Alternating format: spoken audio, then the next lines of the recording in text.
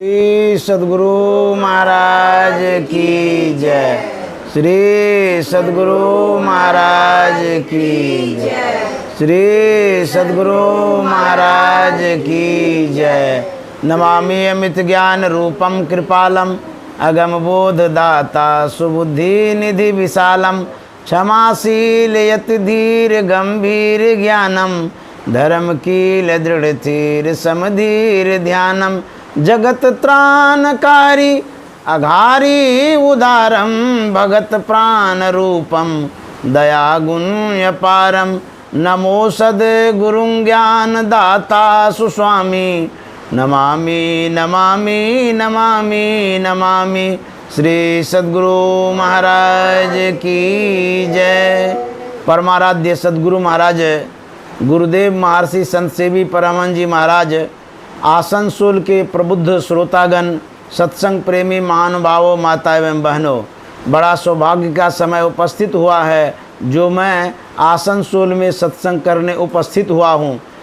अभी हम लोग सदग्रंथों का पाठ सुन रहे थे, उसमें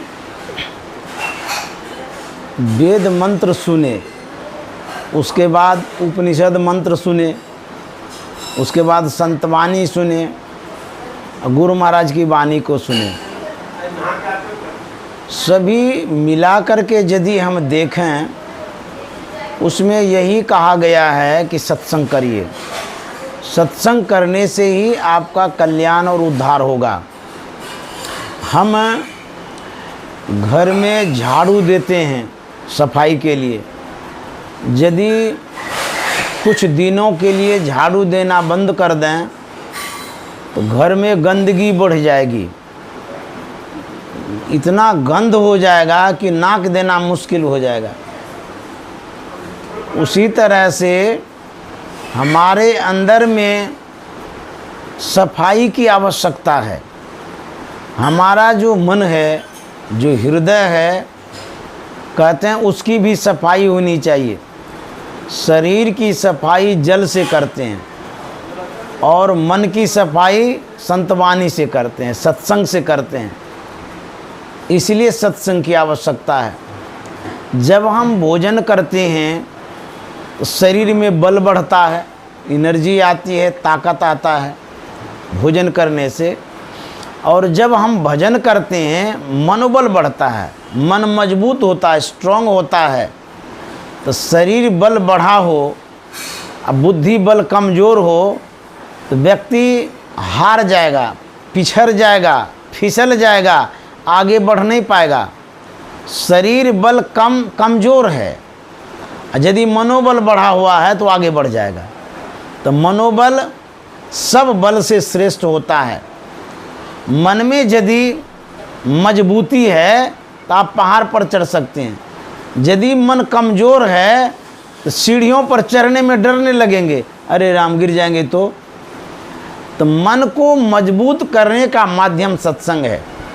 हम खाते रोज हैं, शरीर को मजबूत करते हैं, मन को मजबूत नहीं कर पाते हैं। इसीलिए संत महात्मा कहते हैं सत्संग की आवश्यकता है। गोस्वामी तुलसीदास जी महाराज ने कहा है, बिनु सत्संग विवेक न होई, राम कृपा बिनु सुलभ न सोई। जब तक सत्संग हम नहीं करते हैं तो विवेक नहीं होगा। विवेक कहते हैं ज्ञान को, विचार को। सत्संग करने से ज्ञान उपजता है। आप घर परिवार में भोजन की बात करते हैं, कपड़े की बात करते हैं, खाने पीने सोने की बात करते हैं, वहाँ सत्संग की बात नहीं होती है। ये खाना पीना और जो सोना है ये शरीर सुख के लिए। शरीर सुख तो आपको मिलेगा लेकिन मानसिक सुख नहीं मिलेगा। बहुतों के पास करोड़ करोड़ रुपया है, अरब अरब रुपया है, खरब खरब रुपया है, लेकिन मानसिक संतुलन यदि बिगड़ा हुआ है उस रुपया से वो सुख प्राप्त नहीं कर पाता है। उस धन से उसको सुख नहीं मिलता है। जिनका मन मजबूत है, मानसिक स्थिति स्ट्रांग है, मजबूत है, नहीं भी धन है, कम भी है, तो वह सुख प्राप्त कर लेता है बुद्धि से। तो बुद्धि सबसे बढ़ कर के है। मान लिया जाए आपके पास सब सुख सुविधा है, सब भौतिक संसाधन है, यदि बुद्धि नहीं है तो ठीक से खाएंगे नहीं, ठीक से चलेंगे नहीं, ठीक से सोएंगे नहीं, ठीक से रहेंगे नहीं। धन संपत्ति होते हुए भी आपका जीवन दुष्कर हो जाता है, दुभर हो जाता है, बेकार जैसा लगता है। तो ज्ञान की बड़ी आवश्यकता है। ज्ञान का माध्यम सत्संग है। तो गोस्वामी जी कहते हैं बिनु विवेक संसार घोर निधि पार न पावे कोई। जब तक विवेक नहीं होगा, ज्ञान नहीं होगा, इस संसार सागर से पार नहीं हो सकते। तो वही वेद भगवान कहते हैं कि पहले सत्संग करना चाहिए। सत्संग की बड़ी आवश्यकता है। सत्संग में दो शब्द है, सत और संग। सत कहते हैं परमात्मा को। सत सोई जो बिनसे नाही, जिसका विनाश नहीं होता है, उसका जो संग होता है उसी को सत्संग कहते हैं। लेकिन परमात्मा का संग होना बड़ा कठिन है, बड़ा दिक्कत है। तुरंत वो मिलते नहीं हैं, क्योंकि वो अव्यक्त हैं, अगोचर हैं, आँख से दिखाई नहीं देता है। लेकिन साधु महात्मा तो मिल सकते हैं। आप सत्संग में जा तो सकते हैं, यदि उतना भी समय नहीं तो सद्ग्रंथों का अध्ययन तो कर सकते हैं, पढ़ तो सकते हैं। गोस्वामी जी ने लिखा है, शास्त्र सुचिंतित पुनि पुनि देखिए, भूप सुसेवित बस नहीं लेखिए। शास्त्र का चिंतन करना चाहिए, ये भी एक सत्संग है। घर में आप हैं, सुबह सुबह प्रातःकाल पूजा करते हैं, उसके साथ पाठ भी करते हैं, यह बहुत अच्छा करते हैं। पूजा जिस तरह से भी आप करते हैं अच्छा करते हैं, उससे बेहतर आप यह करते हैं कि आप पाठ करते हैं। सद्ग्रंथों का यदि आप पाठ करते हैं, उस पूजा से बढ़कर के काम करते हैं। इसीलिए कहा शास्त्र सुचिंतित पुनि पुनि देखिए। बार बार शास्त्रों का अध्ययन करना चाहिए। प्राचीन काल में जो हमारे पूर्वज थे, उनके जीवन को जब हम देखेंगे, वो अध्यात्म से विशेष जुड़े हुए होते थे। उनका जीवन अध्यात्म में लगा हुआ रहता था। बहुत यज्ञ करते थे, तीर्थों में जाते थे, बहुत तरह के उपासनाओं को करते थे। इस तरह से उनका जीवन विशेष अध्यात्म से जुड़ा दिखता था। और सद्ग्रंथों का पाठ भी करवाते थे, जैसे रामायण का नवान्न पारायण कराते हैं, रामायण का भी पाठ कराते हैं। यदि आप ग्रंथों का पाठ करते हैं, ये बहुत अच्छा करते हैं। उसके बाद उस ग्रंथ से आपको ज्ञान होगा, समझदारी आएगी, सूझबूझ होगी। ग्रंथ में कहा क्या जाता है, कोई भी ग्रंथ है उसमें जीवन घटना है, जीवन घटना के साथ उसमें उपदेश भी है, संदेश भी है, और जीव हित की बात उसमें छपी हुई है, निहित है। इसलिए सद्ग्रंथों का अध्ययन भी जरूरी है। तो हमारे गुरु महाराज ने नियम बना दिया है कि प्रातःकाल जो स्तुति विनती करते हैं, उसके पश्चात जो सद्ग्रंथ हैं, संत मत का ग्रंथ है, उनका पाठ करिए। उसी का पाठ हम लोग कर रहे थे। अभी हम लोग जो सुने सत्संग के विषय में, वही पाठ हम लोग सुने। तो इसकी बड़ी आवश्यकता है। जब पाठ करेंगे तो यह भी एक सत्संग है, इससे आपको ज्ञान होगा, तब आप आगे बढ़ेंगे। सतजन सेवन करत नित्य सत्संगति करना, वचन अमिय दे ध्यान श्रवण करी चित्त में धरना। परमाराध्य सदगुरु महाराज कहते हैं सतजन सेवन कर। सतजन कहते हैं सज्जन को, साधु जन को, जो महात्मा हैं, उनकी जब सेवा करेंगे तब क्या होगा। कहते हैं उनकी सेवा करने से आप आगे बढ़ेंगे, अंतर में गमन होगा, सुख शांति की ओर बढ़ेंगे। उनका जो वचन है, वचन अमीय, कहते हैं अमृत के समान है। वचन अमीय दे ध्यान, कहते हैं उन अमृत वचनों में ध्यान दीजिए। यदि ध्यान आप नहीं देंगे तो बैठे तो हैं लेकिन सुन नहीं पाएंगे। तो जब सुन ही नहीं पाएंगे तो फिर करिएगा क्या। तो एकाग्रता की बड़ी आवश्यकता है।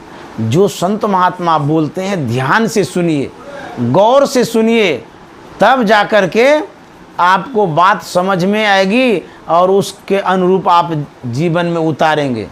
ध्यान दे, चित्त में धरना। गुरु महाराज कहते हैं चित्त में धारण करिए।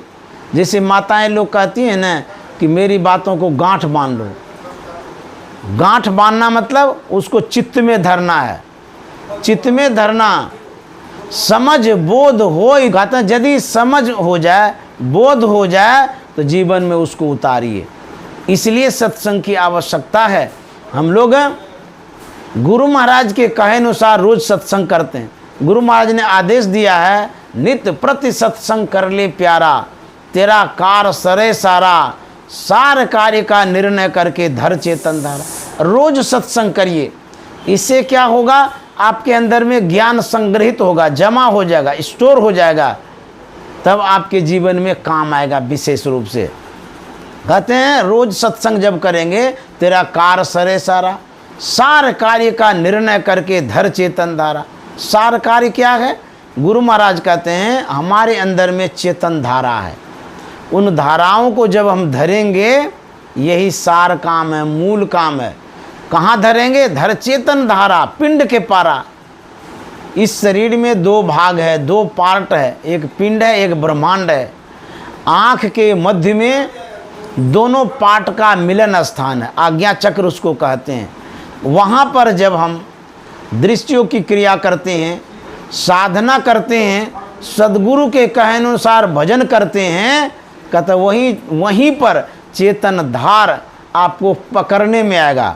धर चेतन धारा, पिंड के पारा, दसम द्वारे का, उसका नाम 10वां द्वार भी है। तो जब इस तरह से साधना करेंगे तब क्या होगा? कहता ज्योति जग जावे, अति सुख पावे, शब्द सहारे का। अभी यदि अंधकार हो जाए तो बेचैनी हो जाएगी, घबरा जाएंगे, छटपटाने लगेंगे कि जल्दी से जल्दी प्रकाश हो जाए। हम लोग आज से नहीं, जन्मों जन्म से अंधकार में पड़े हुए हैं। तो अंधकार के कारण हमें बेचैनी होती है, दुख होता है, कष्ट होता है, लेकिन वो बर्दाश्त कर लेते हैं, सहते रहते हैं। अब क्या करेंगे? कहते हैं कि यदि प्रकाश हो जाए जीवन में तब सुख उपजेगा। कबीर साहब ने कहा है, अपने घट दिए न बारू रे, नाम का तेल सुरत के बातिन, ब्रह्म अगिन उद्गारू रे। अपने घट में, अपने अंदर में कहता दिया जलाइए। शरीर के अंदर में दिया कैसे जलाएंगे?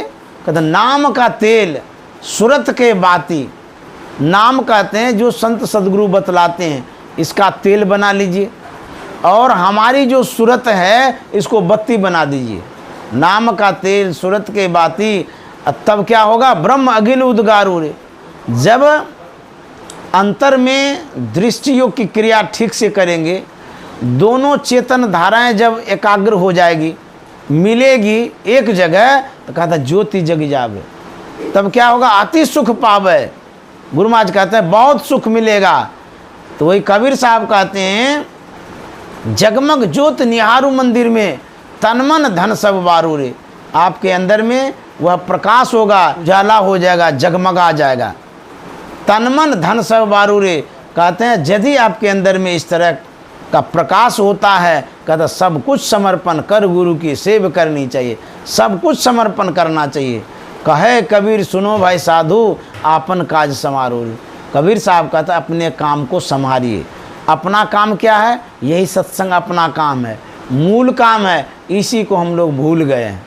यही याद दिलाने के लिए संत महात्मा आते हैं। आज जो हम लोग सत्संग कर रहे हैं, गुरु भक्तिन जो पुष्पा माता जी थी, उनकी याद में, स्मृति में, उनकी पुण्यतिथि है, श्राद्ध का कार्यक्रम है। मैं यहाँ बहुत बार आया हूँ। जब मैं रानीगंज में रहता था तो पास में ही तो रानीगंज है, तो माता जी बार बार बुला लेती थी सत्संग के लिए। कोई आयोजन होता था तब बुलाती थी, या उनका मन होता था तब बुलाती थी, गाड़ी भेजती थी, बुला लेती थी। हमको समय नहीं मिलता था तो दिन के 10 बजे बुला लेती थी, 11 बजे बुला लेती थी, 12 बजे बुला लेती थी।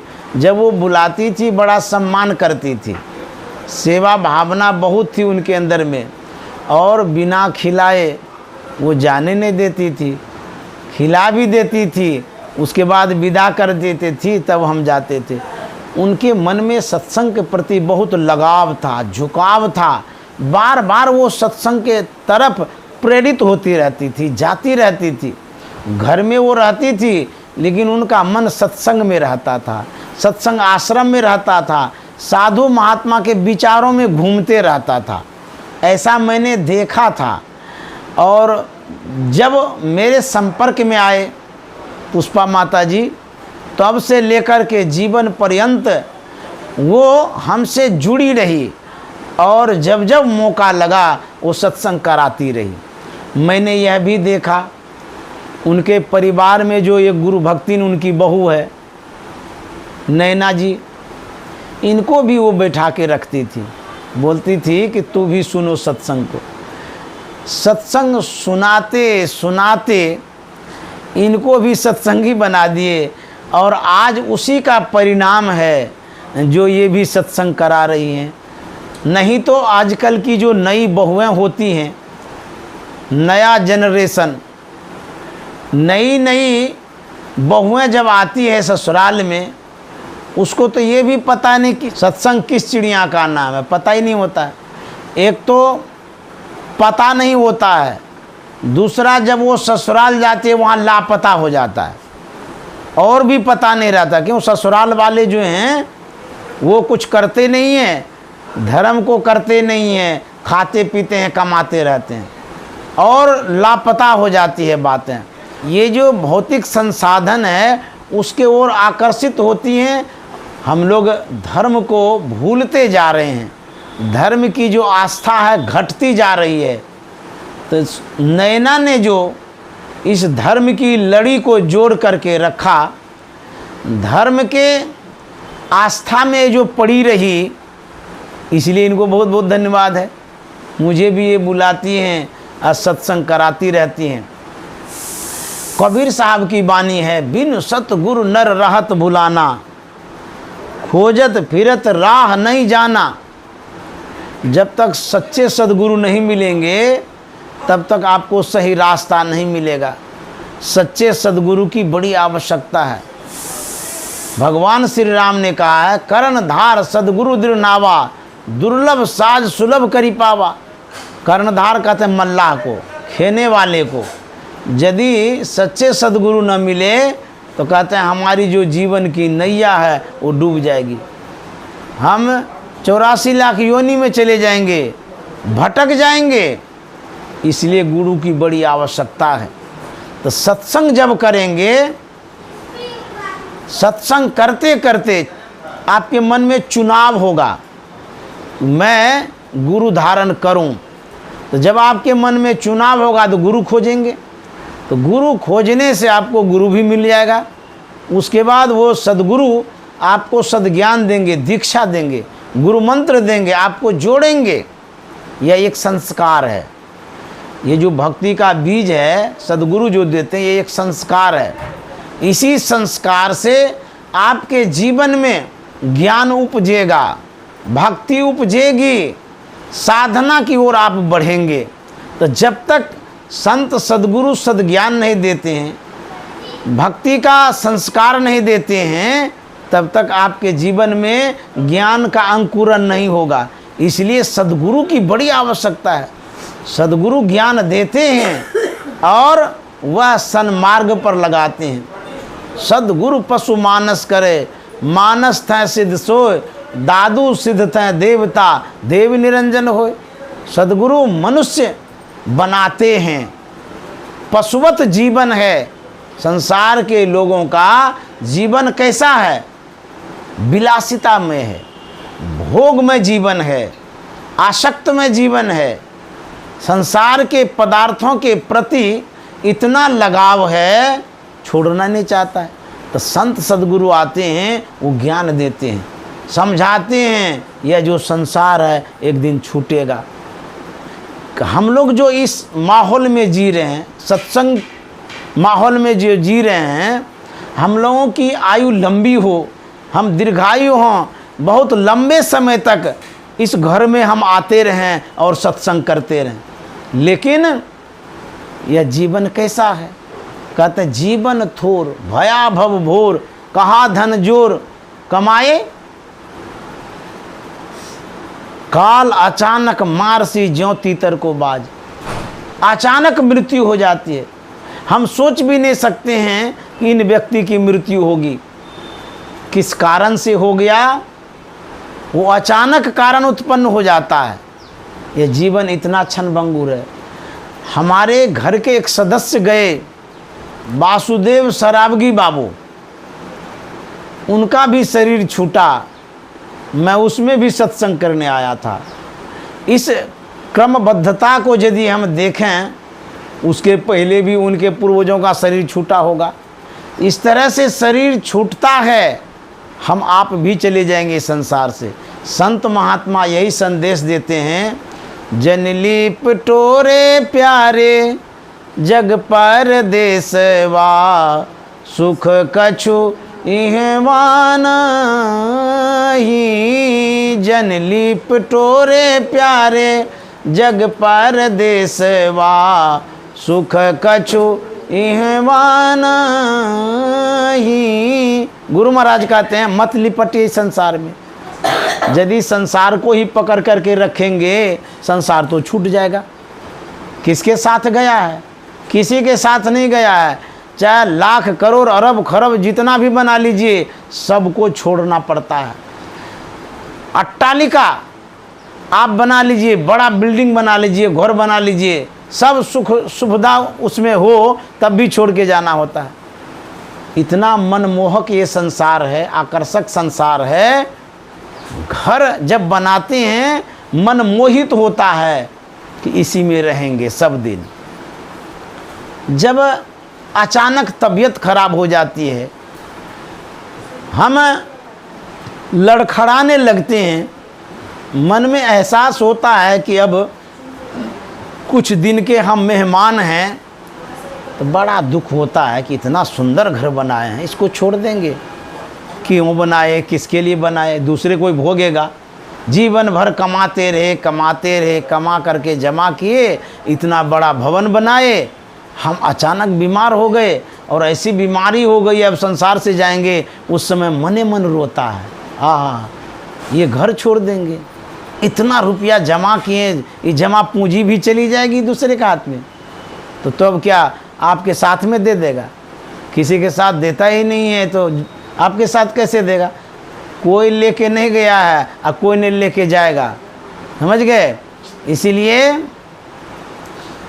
संत कबीर साहब कहते हैं, करु सत्संग भरम गर्ह टूटे, करु सत्संग भरम गर्ह टूटे, भरम गर्ह टूटे, भरम गर्ह टूटे, भरम गर्ह टूटे, भरम गर्ह टूटे, करु सत्संग भरम गर्ह टूटे, करु सत्संग भरम गर्ह टूटे, बिनु सत्संग किए दुख पावे, बिनु सत्संग किए दुख पावे, पकड़ी पकड़ी जम लूटे, भरम गर्ह टूटे, पकड़ी पकड़ी जम लूटे, भरम गर्ह टूटे, करु सत्संग भरम गर्ह। कबीर साहब कहता है सत्संग करिए।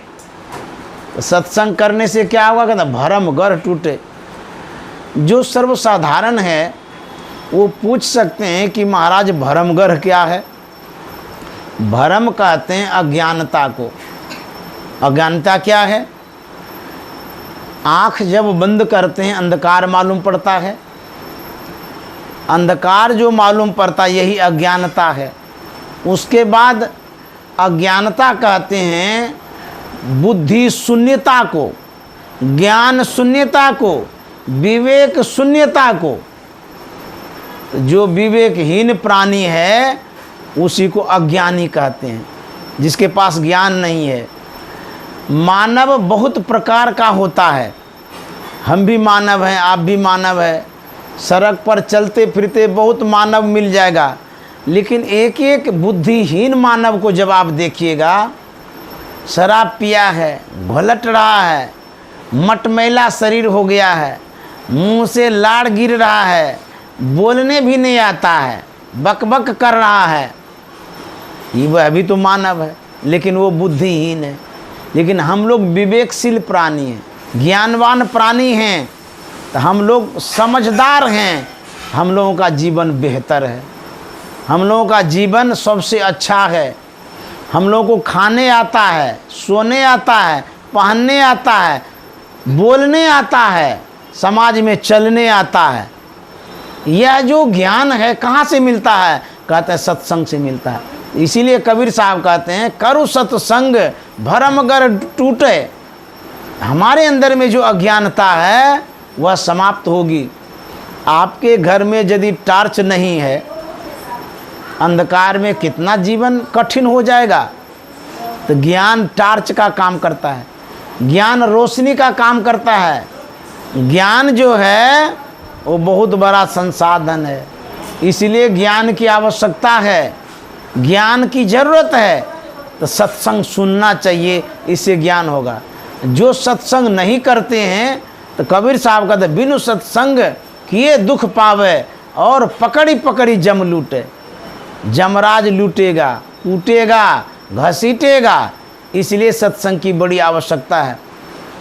गुरु नानक साहब का सत्संग हो रहा था, उसमें एक छोटा सा लड़का सत्संग में आता था, वो बराबर आता था। बाबा नानक ने एक दिन पूछा, अरे बाबू तू तो छोटा मोटा बच्चा है, नन्हा मुन्ना बच्चा है, तू मेरे सत्संग में क्यों आता है? जो बड़े बड़े आदमी है वो तो समझदार है, वो सुनता है इसीलिए सत्संग में आता है, समझता है इसीलिए वो सत्संग में आता है। तू क्या सुनता है और क्या समझता है जो मेरे सत्संग में आ जाता है? वह बच्चा जवाब देता है कि बाबा जब मैं घर पर होता हूँ, जिस समय मेरी माँ भोजन बनाती है, मैं चूल्हे के पास बैठा रहता हूँ।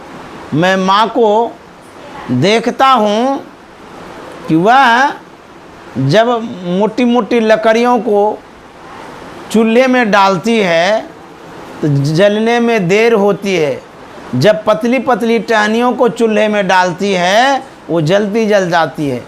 यह देख करके मेरे मन में हुआ कि जो बड़े बड़े आदमी हैं वो तो मोटी मोटी लकड़ियों के समान हैं, वो तो देर से मरेंगे। जो नन्हे मुन्ने बच्चे हैं वो पतली टहनियों के समान हैं, वो जल्दी मर जाएंगे, इसीलिए मैं आपके सत्संग में आ जाता हूँ।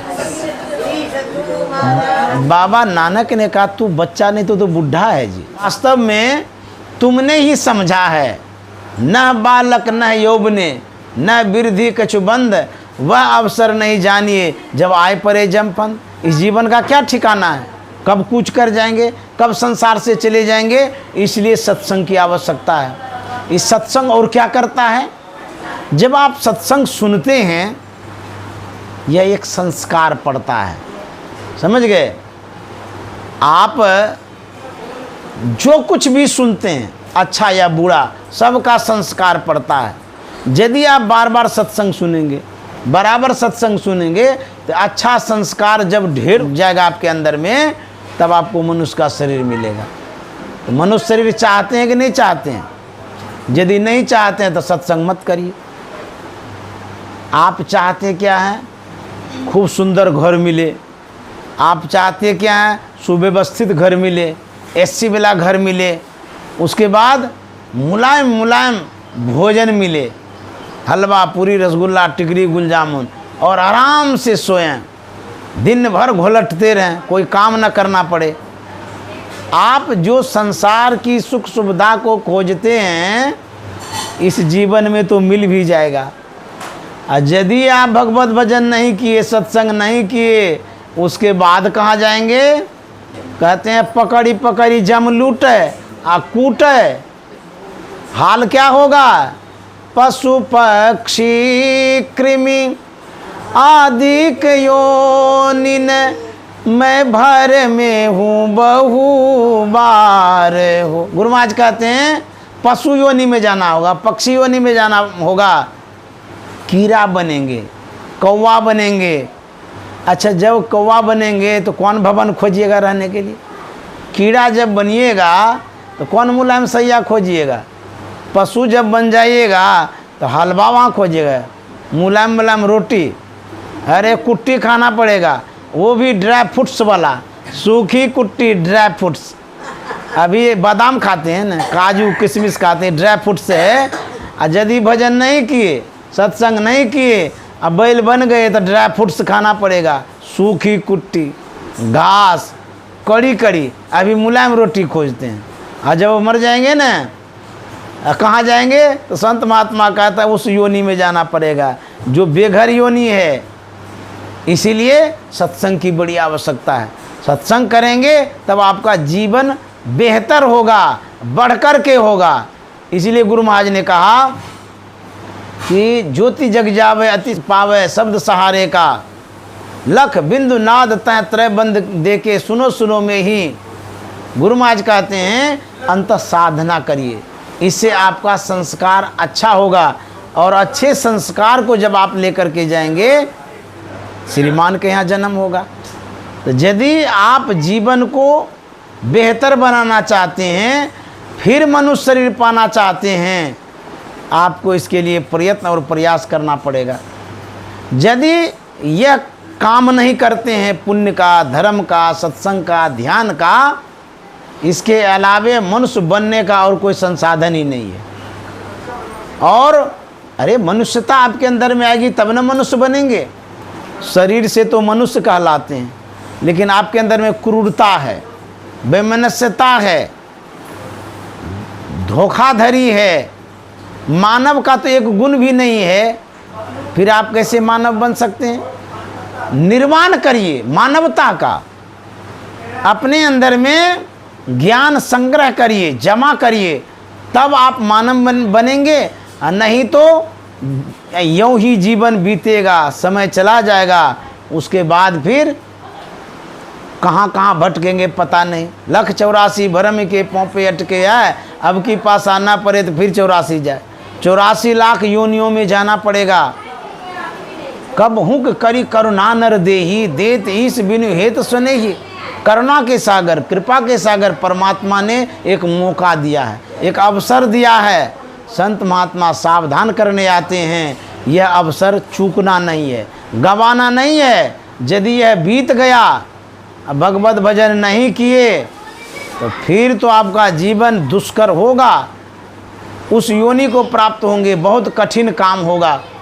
इसीलिए संत महात्मा कहते हैं, भरा सत्संग का दरिया, नहा लो जिसका दिल चाहे, जिगर के दाग पातक का छुरा लो जिसका दिल चाहे। आपके पास साड़ी है, आपके पास चादर है, आपके पास कपड़ा है, यदि वह कपड़ा अच्छे ढंग से नहीं है, धोया हुआ नहीं है, साफ सुथरा नहीं है, और नज़दीक में फंक्शन आ गया है, तब क्या होगा? मान ले किसी के यहाँ आपको जाना होगा, कोई बुलाए हैं, आपका कपड़ा गंदा हो, दाग लगा हुआ हो, तो कैसे जाइएगा? वही पहन के लोग भी क्या कहें, छी छी क्या पहन के आया है। अरे फंक्शन में बढ़िया बढ़िया कपड़ा पहना जाता, साफ सुथरा सुंदर कपड़ा। यदि अचानक मृत्यु हो जाएगी, ये जो कपड़ा है शरीर रूपी कपड़ा धोए ही नहीं है, गंदगी रह गया, तो कौन मुंह दिखाएगा? कैसा मुंह दिखाइएगा? किसको दिखाइएगा? इसीलिए कहते हैं यह जो चादर है, शरीर रूपी चादर, इसको धोइए। कहता हम लोग तो रोज नहाते हैं, रोज धोते ही हैं। अरे ये तो इस शरीर को धोते हैं, लेकिन और भी तो शरीर है। मन को धोना पड़ेगा, हृदय को धोना पड़ेगा। एकाएक सभी को जाना है कचहरिया, मैली मोर चदरिया ना। एकाएक सभी को जाना है कचहरिया, मैली मोर चदरिया नाम। गरीबदास जी महाराज कहते हैं सबको जाना होगा, एकाएक करके जाना होगा, क्योंकि सब तो जा ही रहे हैं और सब गए ही हैं, तो क्या हम रह जाएंगे? कहते नहीं, हम भी नहीं रहेंगे, हमको भी जाना होगा, हम लोगों को यहाँ से जाना होगा।